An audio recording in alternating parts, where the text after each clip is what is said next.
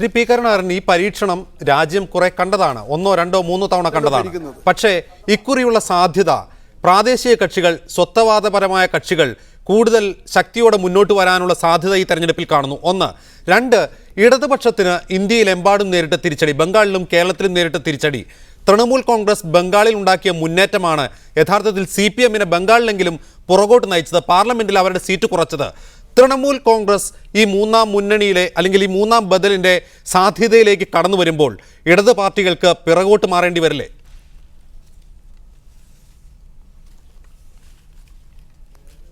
എന്നോടാണോ? അതെ, താങ്കളോടാണ്. ഇപ്പോൾ ഞാൻ ആദ്യം സൂചിപ്പിച്ചു, കാരണം തൃണമൂൽ കോൺഗ്രസ് എടുക്കുന്ന സമീപനങ്ങൾ, അതിപ്പോൾ മൂന്നാം മുന്നണി എന്ന് പറയുമ്പോൾ തെരഞ്ഞെടുപ്പ് കഴിഞ്ഞതിന് ശേഷം ഉള്ള രാഷ്ട്രീയ പാർട്ടികളുടെ സമീപനങ്ങളും കാര്യങ്ങളും വെച്ചുകൊണ്ടാണ്. യഥാർത്ഥത്തിൽ തൃണമൂൽ കോൺഗ്രസും CPM തമ്മിൽ യോജിക്കുന്ന പ്രശ്നമേ ഉണ്ടാവില്ല. എന്തുകൊണ്ടെന്ന് പറഞ്ഞാൽ അത്രയേറെ ഒരു ഫാസിസ്റ്റ് രീതിയിലേക്കാണ് തൃണമൂൽ കോൺഗ്രസിൻ്റെ ഭരണവും കാര്യങ്ങളും അവിടെ പോകുന്നത്. ജനാധിപത്യ രീതിയല്ല അവലംബിക്കുന്നത്. അത്തരം ചുറ്റുപാടിൽ ആ പാർട്ടിയുമായിട്ട് ബന്ധപ്പെട്ടുകൊണ്ട് ഭരണ സംവിധാനത്തെക്കുറിച്ച് ആലോചിക്കാൻ കഴിയുന്ന ഒന്നല്ല, ഒരു സംശയമില്ല. ഇപ്പോൾ ചില കാര്യങ്ങളിലൊക്കെ തൃണമൂൽ കോൺഗ്രസും അതുപോലെ തന്നെ CPM-ഉം പാർലമെൻറ്റിൽ പെൻഷൻ ബില്ലിൽ ഉൾപ്പെട്ടുള്ളതിൽ കോൺഗ്രസിനെതിരായിട്ട് വോട്ട് ചെയ്തിരുന്നത് ശരിയാണ്. പക്ഷേ അതേസമയത്ത് ഇന്നത്തെ ഒരു സാഹചര്യം എടുത്ത് പരിശോധിച്ച് നോക്കിയാൽ പക്ഷേ അതാണ് പ്രധാനപ്പെട്ട ഘടകമെന്ന് എനിക്ക് തോന്നുന്നില്ല. കാരണം അതിലുപരിയായിട്ട് അതിനപ്പുറം ഒട്ടേറെ രാഷ്ട്രീയ പാർട്ടികളും അതുപോലെ തന്നെ മറ്റ് സംവിധാനങ്ങളും കാര്യങ്ങളുണ്ട്. അത് ഉരുത്തിരിഞ്ഞ് വരുന്ന സമയത്താണ് തൃണമൂൽ കോൺഗ്രസ് എന്ത് സമീപനം സ്വീകരിക്കുന്നു എന്നുള്ളതൊക്കെ ആ സമയത്ത് പറയാൻ വേണ്ടി കഴിയും. തൃണമൂൽ കോൺഗ്രസിന്റെയും NCP-യുടെയും നിലപാട് ഇവിടെ നിർണായകമാവുകയാണ്. കാരണം ഈ പറഞ്ഞ മൂന്നാം ബദലിനുള്ള അന്വേഷണത്തിൽ ഇടത് കക്ഷികളുടെ മേൽക്കൈ ഒരുപക്ഷെ നഷ്ടപ്പെട്ടേക്കാം, മറ്റ് പുതിയ കളിക്കാർ ഈ രംഗത്തേക്ക് കടന്നു വന്നേക്കാം, അപ്പോൾ കാര്യങ്ങൾ മാറി മറിഞ്ഞേക്കാം. ഇതെല്ലാം UPA-യുടെ ഭാവിയെ അനിശ്ചിതത്തിലാക്കും എന്നുള്ള കാര്യത്തിൽ തർക്കമില്ല.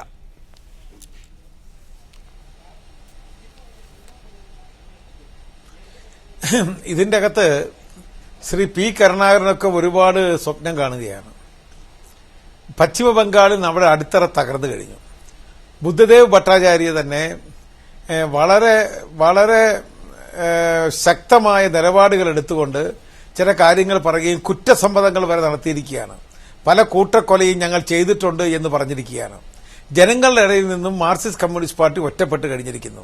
CPI-ക്കാണെങ്കിൽ ആകെ ഇന്ത്യയിൽ കിട്ടുന്ന 1-2 സീറ്റാണ്. ഇടതുപക്ഷം എന്ന് പറഞ്ഞു കഴിഞ്ഞാൽ ഒരു പ്രതിപക്ഷ പ്രസ്ഥാനം എന്ന രീതിയിലുള്ള സ്ഥാനം പോലും നഷ്ടപ്പെടുന്ന ഒരു ഇലക്ഷനാണ് വരാൻ പോകുന്നത്. ഞങ്ങൾക്ക് 100-ൽ താഴെ എന്നൊക്കെ പറഞ്ഞ് ഇവർ ആഹ്ലാദിച്ചോട്ടെ, ഒരു സംശയവും വേണ്ട. ഈ രാജ്യത്തുള്ള ഇന്ത്യയിൽ എല്ലാ സംസ്ഥാനങ്ങളിൽ നിന്നും സീറ്റുകൾ കിട്ടാൻ പോകുന്ന ഏക രാഷ്ട്രീയ പ്രസ്ഥാനം ഇന്ത്യൻ നാഷണൽ കോൺഗ്രസ് ആയിരിക്കും. അതുകൊണ്ട് തന്നെ ഇത് വന്ന് വളരെ ശക്തമായ ഒരു പ്രസ്ഥാനമായി മാറുകയും ഇവരോടൊപ്പം ഇന്ന് നിൽക്കുന്നു എന്ന് പറയുന്ന പാർട്ടികൾ, സമാജ്വാദി പാർട്ടി ഇവർക്ക് ഒറ്റ സീറ്റ് കാല് കുത്താൻ ഇടം കൊടുക്കത്തില്ല. UP-യിൽ അണ്ണാ DMK കാല് കുത്താൻ ഇടം കൊടുക്കത്തില്ല. ഇവർക്കൊന്നും സീറ്റുകളും കിട്ടത്തില്ല, ഒന്നുമില്ല.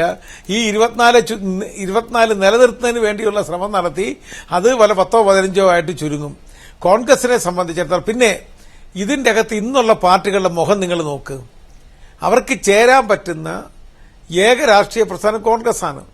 എന്റെ സുഹൃത്ത് ജോർജ് കുര്യൻ പറഞ്ഞതുപോലെ കോൺഗ്രസിന്റെ B ടീം എന്ന് പറഞ്ഞു, B ടീം എന്നൊന്നും ഞാൻ പറഞ്ഞ് ആക്ഷേപിക്കാൻ ഞാനില്ല. പക്ഷേ ഇടതുപക്ഷം എന്ന് പറഞ്ഞു കഴിഞ്ഞാൽ ഒന്നുമില്ലെന്നും മൂന്നാം ബദൽ എന്ന് പറഞ്ഞാൽ അപ്രായോഗികമാണ് എന്ന് പറയുമ്പോൾ കോൺഗ്രസ് ആകുന്ന അച്ചുതണ്ടിൽ കറങ്ങുന്നതിന് വേണ്ടി അവർ വരിക തന്നെ ചെയ്യും. വന്ന് പുതിയൊരു ഭരണമായിരിക്കും 2014 കാണാൻ പോകുന്നത്. റൈറ്റ്, തിരികെ എത്താം. ജോർജ് കുര്യൻ, NCP-യുടെ നിലപാട് NDA സംബന്ധിച്ച് ഇന്ന് പ്രതീക്ഷ നൽകുന്ന ഒന്നാണ്. ഒരു വശത്ത് NCP-യിൽ തന്നെ അതിൻ്റെ ആഭ്യന്തരമായി തന്നെ NDA-യോടൊപ്പം നിൽക്കണോ അതോ UPA-യോടൊപ്പം പോകണോ എന്ന കാര്യത്തിൽ തർക്കം നിലനിൽക്കുന്നു. പക്ഷേ മോദിയുടെ പ്രതിച്ഛായയുടെ കാര്യത്തിൽ NCP ഇപ്പോഴും, താരിഖ് അൻവറിനെ പോലുള്ള നേതാക്കൾ ഇപ്പോഴും പറയുന്നു മോദി ഇക്കാര്യത്തിൽ നിരപരാധിയാണെന്ന് ഇനിയും തെളിഞ്ഞിട്ടില്ല, അദ്ദേഹം അണ്ടർ സ്ക്രൂട്ടിനിയാണ്, ഇപ്പോഴും ആളുകൾ അദ്ദേഹത്തെ വിലയിരുത്തിക്കൊണ്ടിരിക്കുകയാണ്. ഈ സാഹചര്യത്തിൽ തൃണമൂൽ കോൺഗ്രസും NCP-യും ഉൾക്കൊള്ളുന്ന മറ്റൊരു വിഭാഗം, ഈ മൂന്നാം ബദലിലേക്ക് വരാൻ സാധ്യതയുള്ള മറ്റൊരു വിഭാഗത്തിൻ്റെ തീരുമാനങ്ങൾ NDA-യുടെ വിജയസാധ്യതയെ ബാധിക്കില്ലേ? അതിൻ്റെ ഉത്തരം എന്ന് പറയുന്നത് ഈ BJP ഒന്നാം കക്ഷിയായിട്ട് മാറുമോ ഇല്ലയോ എന്നുള്ള സംശയമാണ് അവർ പ്രകടിപ്പിക്കുന്നത്.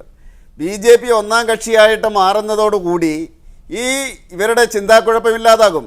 അതായത് NCP പോലെയുള്ള കക്ഷികളുടെ നാഷണൽ കോൺഫറൻസ് മുതൽ AIDMK വരെയും കഴിഞ്ഞ NDA സർക്കാരിൻ്റെ കൂടെ അടൽ ബിഹാരി വാജ്പേയിയുടെ കൂടെ ഉണ്ടായിരുന്നു.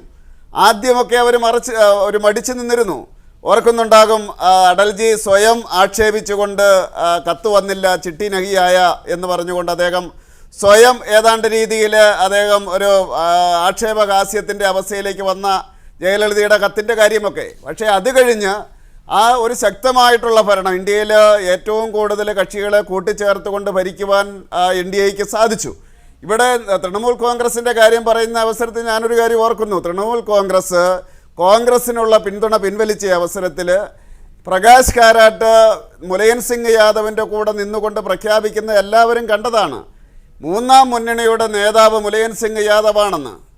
ഒരാഴ്ചയ്ക്കുള്ളിൽ അതേ മുലയൻ സിംഗ് യാദവ് കോൺഗ്രസിന് പിന്തുണ കൊടുത്തു. അതാണ് ഈ മുന്നണിയുടെ പ്രത്യേകത. കാരണം ഒന്നാമത്തെ കക്ഷിയായിട്ട് വരുന്ന രാഷ്ട്രീയ കക്ഷിയുടെ കൂടെ കൂടുക എന്നുള്ളതാണ് നരസിംഹറാവുവിൻ്റെ കാലഘട്ടം മുതൽ ഇന്ത്യയിൽ കാണുന്ന ഒരു പ്രതിഭാസം. അത് ദേവഗൌഡയുടെയും അതുപോലെ ഗുജറാളിൻ്റെയും കാര്യത്തിൽ വേറൊരു മാറ്റമുണ്ടായെങ്കിലും വ്യതിയാനമുണ്ടായെങ്കിലും അത് പരാജയപ്പെട്ടു. അതുകൊണ്ട് എല്ലാ കക്ഷികളും NCP ഉൾപ്പെടെയുള്ള കക്ഷികൾ ഉറ്റുനോക്കുന്നത് ഒന്നാം കക്ഷിയായിട്ട് ഭാരതീയ ജനതാ പാർട്ടി വരും, ഏതാണ്ട് തീർച്ചയായി കഴിഞ്ഞിരിക്കുന്നു. അങ്ങനെ വരുന്ന അവസരത്തിൽ ഭാരതീയ ജനതാ പാർട്ടിയെ പിന്തുണയ്ക്കും. അവർ പിന്തുണയ്ക്കുന്ന അവസരത്തിൽ ഈ ഇടതുപക്ഷം എന്ന് പറയുന്നത് ഇപ്പോൾ തന്നെ P. കരുണാകരൻ ഷാനവാസിൻ്റെ ചില ചോദ്യങ്ങളുടെ മുമ്പിൽ പതറുന്നുണ്ട്. അതേ രീതിയിൽ പതറിക്കൊണ്ട് കോൺഗ്രസിൻ്റെ ചിറകിൻ്റെ കീഴിലേക്ക് ഇടതുപക്ഷം മാറുന്നതാണ് നമുക്ക് കാണുവാൻ സാധിക്കുക. അതായിരിക്കും യാഥാർത്ഥ്യം. അത് ആദ്യം തന്നെ അംഗീകരിക്കുന്നതാണ്. ആദർശത്തോട് നിങ്ങൾക്ക് എന്തെങ്കിലും കടപ്പാടുണ്ടെങ്കിൽ അത് നിങ്ങൾ ആദ്യം തന്നെ അംഗീകരിക്കുകയാണ് എങ്കിൽ ഇന്ത്യൻ രാഷ്ട്രീയം കുറച്ചും കൂടെ സംശുദ്ധമാകും, വ്യക്തമാകും എന്നാണ് എനിക്ക് പറയാനുള്ളത്. തിരികെ വെങ്കടേഷ് രാമകൃഷ്ണൻ, യഥാർത്ഥത്തിൽ ഒരു കോൺഗ്രസ് വിരുദ്ധ വികാരത്തെ ശിഥിലീകരിക്കുകയല്ലേ ഈ പ്രാദേശിക പാർട്ടികൾ കഴിഞ്ഞ 2 ദശകങ്ങളായി ചെയ്തത്? കാരണം ഇന്ത്യയിൽ ആഗോളവൽക്കരണാനന്തരം വളർന്നു വന്ന ഒരു മധ്യവർഗമുണ്ട്. ആ മധ്യവർഗം ഒരു വോട്ട് ബാങ്കാണ്. യഥാർത്ഥത്തിൽ ഈ വോട്ട് ബാങ്കിൻ്റെ രാഷ്ട്രീയത്തെ കൃത്യമായ ദിശ നൽകി മുന്നോട്ട് നയിക്കാൻ ഈ ശിഥിലമായ പ്രാദേശിക കക്ഷികൾക്ക് സാധിച്ചില്ല എന്നതല്ലേ കോൺഗ്രസിൻ്റെ വിജയം? നമ്മൾ ഇന്ത്യൻ രാഷ്ട്രീയത്തെ കാണുന്ന സമയത്ത് അങ്ങനെയുള്ള തീർപ്പുകളൊന്നും പറയേണ്ട കാര്യമൊന്നുമില്ല. ഇപ്പോൾ ഇന്ത്യയിലെ 2 വലിയ പാർട്ടികൾ അവർ മുന്നോട്ട് വയ്ക്കുന്ന ആശയങ്ങളുമായും പ്രത്യയശാസ്ത്രങ്ങളുമായും അവർ വയ്ക്കുന്ന സാമ്പത്തിക പരിപാടികളുമായും അവർ മുന്നോട്ട് വയ്ക്കുന്ന മറ്റ് തരത്തിലുള്ള രാഷ്ട്രീയ പരിപാടികളുമായിട്ടൊക്കെ എത്രമാത്രം നീതി പുലർത്തിക്കൊണ്ടാണ് മുന്നോട്ട് പോകുന്നത് എന്നുള്ള ചോദ്യം ചോദിച്ചു കഴിഞ്ഞാൽ അവർക്ക് 2 പാർട്ടികൾക്കും ഒരു 10-ൽ 5 മാർക്ക് കിട്ടുമെന്ന് എനിക്ക് തോന്നുന്നില്ല. അപ്പോൾ അങ്ങനെ ഒരു സാഹചര്യമുള്ള സ്ഥിതിക്ക് ഈ ശിഥിലീകരണത്തെക്കുറിച്ചും അല്ലെങ്കിൽ കോൺഗ്രസ് വിരുദ്ധ വികാരത്തിനെതിരായിട്ടുള്ള ഒരു വോട്ടുകൾ ശിഥിലീകരിക്കുന്ന കാര്യത്തെപ്പറ്റി സംസാരിക്കുന്നതിന് പകരം ഇന്ത്യയിൽ നമ്മൾ ഒരു വിശാലമായ തലത്തിലെടുത്ത് പരിശോധിക്കുമ്പോൾ പലതരത്തിലുള്ള ജനവിഭാഗങ്ങളുടെ, പലതരത്തിലുള്ള ജനസമൂഹങ്ങളുടെ അവരുടെ ആശയങ്ങളും അവരുടെ ആഗ്രഹങ്ങളും അഭിലാഷങ്ങളുമെല്ലാം വേണ്ട രീതിയിൽ പൂർത്തീകരിക്കപ്പെടാത്ത, അവർക്ക് വേണ്ട രീതിയിൽ ഉള്ള എംപവർമെൻറ്റ് കിട്ടാത്ത ഒരുപാട് സാഹചര്യങ്ങളുണ്ട്. ആ ഒരു സാഹചര്യത്തിൻ്റെ പശ്ചാത്തലത്തിലാണ് ഇത്തരത്തിലുള്ള ചെറിയ പാർട്ടികൾ വളർന്നു വരുന്നതും അവർ ഈ ശാക്തീകരണ പ്രക്രിയയ്ക്ക് ഒരുതരം മുതൽക്കൂട്ടായി മാറുന്നതുമൊക്കെ നമ്മൾ കാണുന്നത് അതിൻ്റെ ഭാഗമായിട്ടാണ്. അപ്പോൾ ഇതിനെ ഒരു കോൺഗ്രസ് വിരുദ്ധ വികാരത്തെ ശിഥിലീകരിക്കുന്നു എന്ന് പറയുന്ന ഒരു കേവലമായ ഒരു രാഷ്ട്രീയ വിചാരത്തിൻ്റെ മാത്രം, അല്ലെങ്കിൽ ഒറ്റപ്പെട്ട ഒരു രാഷ്ട്രീയ വിചാരത്തിൻ്റെ മുകളിൽ ഈ എല്ലാ കാര്യങ്ങളെയും കൂട്ടിക്കെട്ടുന്നത് ശരിയാണെന്ന് എനിക്ക് തോന്നുന്നില്ല. P. കരുണാകരൻ, ഇവിടെ ഇടതുപക്ഷം മറ്റൊരു പ്രതിസന്ധിയിൽ കൂടിയാണ്. സ്വയം ഒരു ബദലിനായുള്ള അന്വേഷണം, അതേസമയം തന്നെ സ്വന്തം ശക്തി പാർലമെന്റിൽ തെളിയിക്കാനുള്ള ഒരു അവസരം മുന്നിൽ വന്നു നിൽക്കുന്നു. ഈ അർത്ഥത്തിൽ ബംഗാളിലാവട്ടെ കേരളത്തിലാവട്ടെ ഇത്തരത്തിലൊരു സാധ്യത മുന്നിലുണ്ടോ ഇടതുപക്ഷത്തിന്, വിശിഷ്യ CPM-ന്? തെലങ്കാനയിൽ, ഉദാഹരണത്തിന് ആന്ധ്രാപ്രദേശിൽ പോലും നേരത്തെ ഉണ്ടായിരുന്ന സീറ്റുകൾ നഷ്ടപ്പെട്ട അവസ്ഥയിലായിരുന്നു 2009-ലെ തെരഞ്ഞെടുപ്പിൽ. ഇപ്പോൾ തെലങ്കാന വിഷയത്തിലെ CPM-ന്റെ നിലപാട് കൂടിയാവുമ്പോൾ ആന്ധ്രയിൽ പോലും അത്തരത്തിലുള്ള വലിയ പ്രതീക്ഷകൾക്ക് CPM-ന് ഇടം നൽകുന്നില്ല. ഈ അർത്ഥത്തിൽ സ്വന്തം കരുത്ത് തെളിയിക്കാൻ മറ്റൊരു മാർഗം തേടുന്നതിന് പകരം മുൻപ് പരീക്ഷിച്ച് പലതവണ പരാജയപ്പെട്ട മറ്റൊരു പരീക്ഷണത്തിന് ഇറങ്ങി പുറപ്പെടുകയാണ് CPM-ന്റെ നേതൃത്വത്തിൽ ഇടതു പാർട്ടികൾ. ഞാൻ ആ ചോദ്യത്തിലേക്ക് വരുന്നതിന് മുമ്പ് ഒരു കാര്യം വിശദമാക്കേണ്ടതെന്ന് തോന്നുന്നു.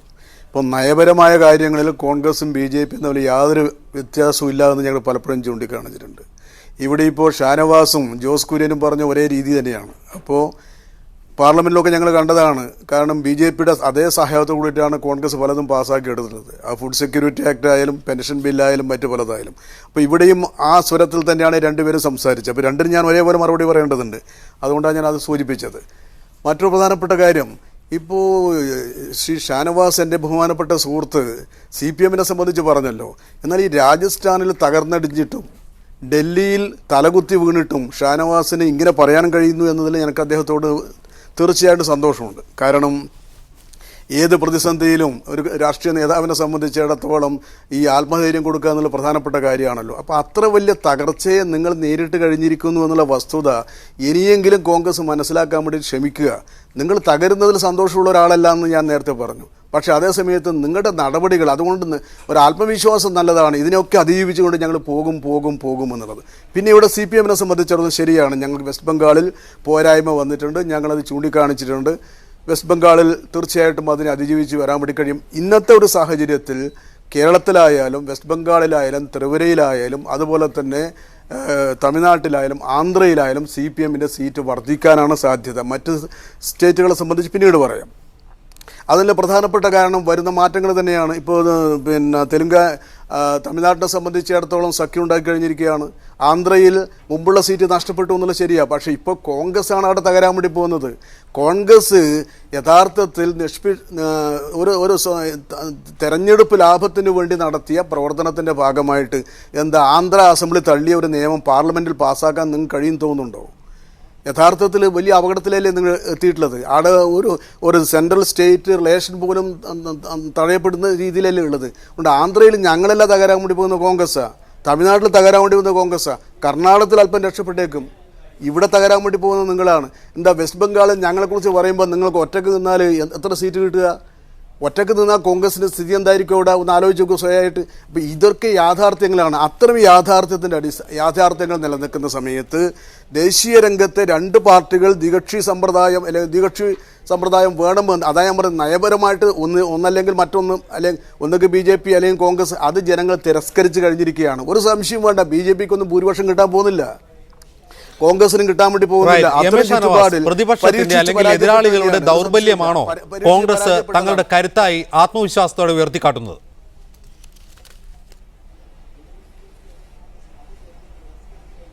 അല്ല, ഇതിന്റെ അകത്ത് എനിക്ക് കരുണാകരനോടൊക്കെ ഭയങ്കര സഹതാപമാണ്. കാരണം മാർക്സിസ്റ്റ് പാർട്ടി 1952 ഇന്ത്യയിലെ പ്രധാന പ്രതിപക്ഷമായിരുന്നൊരു പാർട്ടി ഇന്ന് കടന്ന് ചക്രശ്വാസം വലിക്കുകയാണ്. കേരളം, ബംഗാൾ, ത്രിപുര, വേറെ ഒരു സ്ഥലത്തും ഈ സഖ്യകക്ഷികൾ ആരും ഇവർക്കൊരു സീറ്റ് കൊടുക്കത്തില്ല. അവർക്കെല്ലാം ഒരു ബാധ്യതയാണ്. ഞങ്ങൾക്ക് ആന്ധ്രയിൽ കുറച്ച് മോശം ഉണ്ടായത് ഞങ്ങൾ കർണാടക കൊണ്ട് മേക്കപ്പ് ചെയ്യും. ഞങ്ങൾ മേക്കപ്പ് എല്ലാ സംസ്ഥാനത്തിലും ഉണ്ട്. ഇല്ലാത്ത ഒരു സംസ്ഥാനവും പറയാൻ പറ്റത്തില്ല. ഇപ്പൊ രാജസ്ഥാനില് ഞങ്ങൾക്ക് അതിദയനീയമായ പരാജയം ഉണ്ടായി.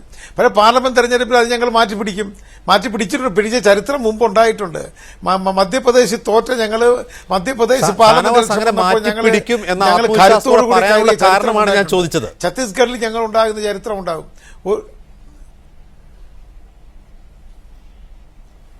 കേട്ടില്ല. എന്ത് കാരണം കൊണ്ടാണ് ഇത്ര ആത്മവിശ്വാസത്തോടെ ഞങ്ങൾ മാറ്റിയെടുക്കും, മാറ്റിപ്പിടിക്കും എന്നൊക്കെ അവകാശവാദം ഉന്നയിക്കാനുള്ള കാരണം?